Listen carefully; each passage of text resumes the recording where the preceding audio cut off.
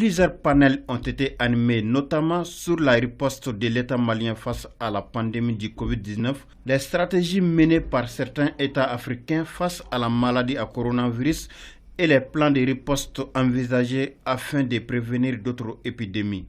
Donc depuis le début de la crise, en fait, il y a eu beaucoup de stratégies que les États africains ont mises en œuvre, sachant que les États ont aussi utilisé les connaissances qu'ils avaient acquises lors de la maladie Ebola. La journée d'échange et de réflexion doit permettre aux participants de faire une analyse globale de cette crise sanitaire et formuler des propositions concrètes pour la gestion efficiente des impacts du Covid-19.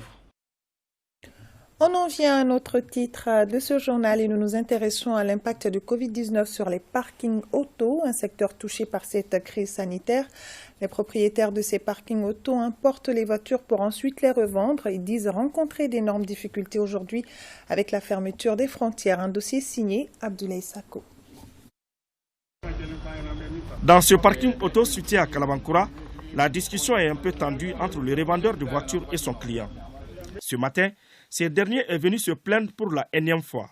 Et pour cause, le véhicule qu'il a commandé est toujours bloqué à l'extérieur en raison du Covid-19.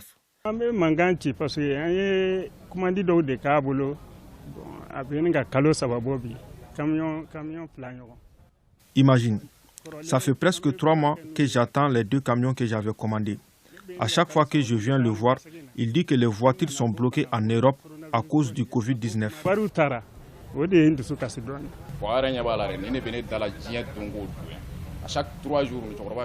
C'est un peu mon quotidien depuis la fermeture des frontières.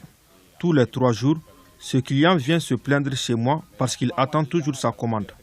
Et ce n'est pas dans mes habitudes de faire tourner un client. Finalement, je risque de les perdre tous.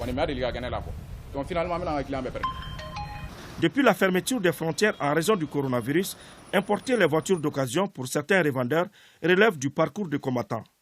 Les quelques rares propriétaires de parking qui s'hasardent à le faire sur Internet en payent souvent les frais. Pouvoir avoir des véhicules, d'abord, ça nécessite quand même notre déplacement vers l'Europe, les États-Unis et autres. Mais actuellement, à peine on parvient à faire déplacer 10 à 15 véhicules.